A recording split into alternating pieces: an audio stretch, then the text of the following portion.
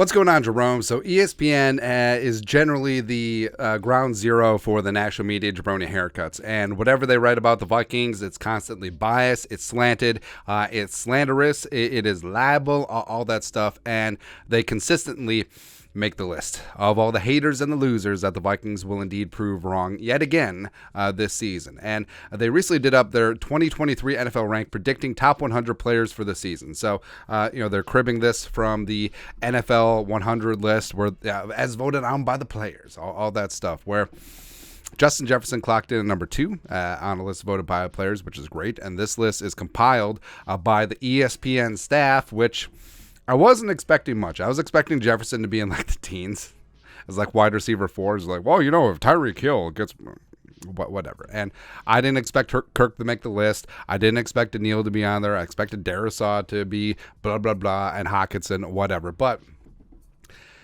surprisingly, they sort of got it right. Sort of. Like we'll give partial credit on this one. So ESPN Top 100 list, blah, blah, blah, blah, blah, blah, blah, blah. To create our list, we asked a dozen panel members of ESPN NFL experts to rate players based on performance expectations for the 2023 season. So this is slightly different than the NFL Top 100 list, where the players are generally voted on players entering the season, and this one is more predicting on how the players are going to end up this year. So using that definition, I got problems. I got problems with some of the rankings. But I don't have Mahomes at 1.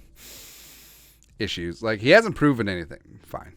But Jefferson at 2, yada, yada, yada. So Jefferson has surpassed a significant statistical milestone each of his first 3 NFL seasons, moving from 1,400 receiving yards to, well, hold on. It should have been at least 1,500, if not 1,600, his rookie season in 2020. But, of course, Zimmer, in his infinite wisdom, is like, hey, BC Johnson, let's start him over the kid because you got to earn your spot. Whatever. This makes 2023 goal clear and within reach. If he hits 2,000 receiving yards, he'll break the NFL regular season record held by Calvin Johnson, 1964. Blah, blah, blah. What they're saying. There are certain types of players you want around. Players who love football, are great at football, make their teammates better, have that winning spirit. I'll never forget when I first talked to him. When I first met him, he just talked about winning, and that's all you want around you. That's what Kwesi said about JJ. Stat projections, 116, 1498, and 9 touchdowns, plus 23 yards rushing. There you go. Cool. But so it would be a downgrade in yards, an upgrade in touchdowns, actually. But, I mean, JJ, he's a special talent. And the thing is, too, is like, of all the great players that the Vikings have brought in, and notably receivers, there's always been something with them. Whether it's Sammy White or Ahmad Rashad or Anthony Carter or Chris Carter or Randy Moss or Stephon Diggs or Adam Thielen. Like, there's always been something. Like Randy Moss, it always felt like, the attitude was going to be there, and he was going to find a way to be unhappy and potentially force his way out of town. Same thing with Stephon Diggs, and Diggs was really about the cash, getting that money and stuff. Thielen, unfortunately, his exit, not getting that work, even though he got 107 targets last year, that whole thing. But with Jefferson, it legitimately feels like...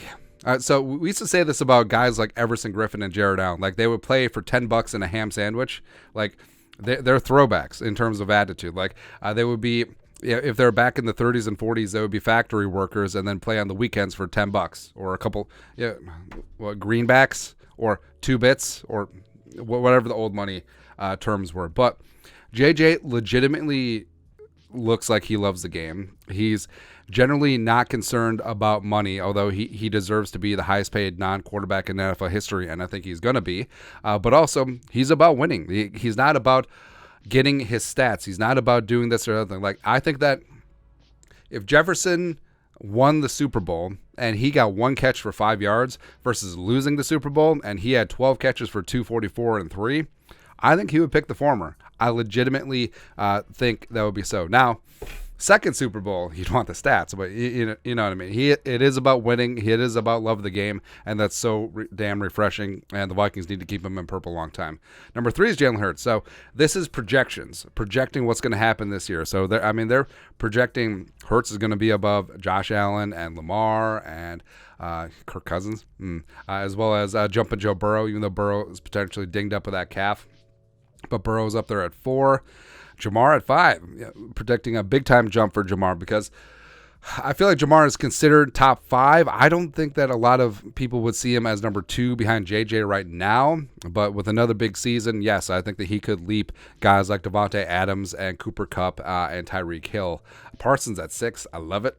I mean, Parsons is a bad dude. He's a bad dude, man. Josh Allen at 7. Donald... Again, Donald was high on the players list as well. Well, relatively high. Also, he's still in the 99 club. Respect, but he's showing signs of age. He's not the same Aaron Donald as he was 3-4 years ago. So the fact that he's up there at 8, again, this is projecting what they're going to do this season. I just don't see it. Like, players... Great players, it's always like a bell curve, and there is always a downside. It's like J.J. Watt his couple years in Arizona, where he's still good, but he wasn't J.J. Watt. And I have a problem with Aaron Donald. Nick Bosa, rising, yes, respect. McCaffrey at 10, yes, respect. Herbert, could be higher, sure. Kelsey at 12. Again, this is projecting going forward. Eventually, he's going to show signs of age. Eventually, we'll be right. Myles Garrett, respect, yes. Sauce at 14. That might be a little bit low, actually. TJ, where he's downgraded. He was 6 last year. What was Jefferson last year? Completely skipped over that. All right, so JJ was no, that's age. I'm a dummy. Wait, no, he was ranked 7 last year. There you go. So that's a nice jump for him. TJ. A drop down because of again, if this is a projection what's going to happen this year, why is he down at 6? Like why did he drop 9 spots? I mean, yes, he got hurt last year, but he's still going to have a phenomenal year this year. Hill dropped. Hill rose 8 spots. Okay, sure, but skipping through. Trent Williams, etc. But skipping through and looking at the Vikings. So Danielle Hunter checking in at 81. Now, last year he was not ranked. And again, this is factoring in what they're going to do. So Danielle last off season, was coming off that torn pec and also was 1 year removed from the herniated disc in his neck. But last year led the team in sacks, second in pressures, all while learning a new scheme. And he got taken care of for this year. He's going to be hungry and hangry in a contract year. And Brian Flores is going to make him the focal point of the pass rush. It's going to be beautiful, man. What they're saying, I see him fitting in as every down player. He brings an element, at least from a pass rusher standpoint, an element of, you feel good in one-on-one situations. And inevitably, if we're doing well in one-on-one situations, the hope is they add someone else. About having a player like Danielle, no one's upset about it. Brian Flores said that. Projection, 63 tackles, 10 sacks, where I actually think that's low. I think Danielle could flirt with mid-teens in terms of sacks. Could he be in the 14.5 range like he was back in 2018, 2019? I think certainly. And in terms of pressures, 100 plus, I think that he'll be in that mix as well. I think Danielle Hunter is going to get paid next off season, and TBD whether it's here or somewhere else. A final Viking on the list, Kirk Cousins checking in at 94. Hey, get out of here. Get out of here, drop down. Yeah. But last year he was ranked 89, so he actually fell back, which is kind of surprising considering the season that Kirk Cousins had. Unable to reach an agreement on a contract extension this spring, Cousins and the Vikings will head into the year of reckoning. I mean, also Cousins is going to be in a contract year, so that adds a little bit of juice. You lack of the juice, huh? It adds just a little bit. It's a little bit, man. Here's what they're saying. The whole mission we've had since day one with Kirk is to have him feel good, feel great, make me feel great, and optimize his performance to see if he can reach his full potential and play as long as he wants to play. My goal is to make him feel younger every year versus what is typical of people, and that is feeling older each year. And yes, thank you. And we've had a lot of progress with that. So, I mean, Kirk Cousins, like, everything is coming up Kirk. Like, hopefully knocking on all the wood, that offensive line is going to have some health and continuity.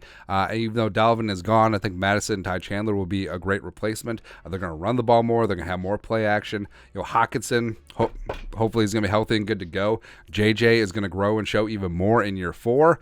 Addison is an upgrade over Thielen. KJ is growing in year 4 as well. So, I mean, everything about this offense, and also the second year with Kevin O'Connell having that continuity where Kirk didn't have to learn a brand new offensive terminology for the first time in his Vikings career.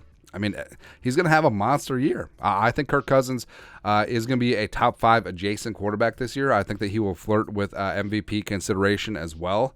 And I disagree. I think this ranking is quite low. And also, he's the last Viking rank. So if we're talking about projections into 2023, where's Christian Darrisaw?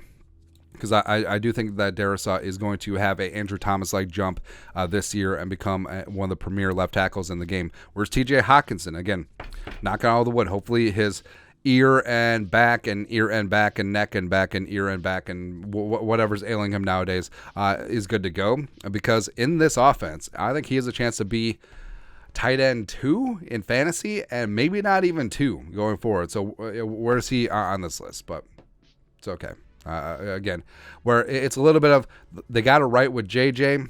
That Daniil is a little bit too low. Kirk is too low. Hawkinson and Daniil should have been on this list. So partial credit again. But your thoughts are thoughts. ESPN, the jabronis over there, decided to do a top 100 because why not? Let us know your thoughts on our thoughts in the comment section below. Subscribe for daily Vikings takes. Want to support the work? Put a little something in the Venmo. But till next time, Skol, production value.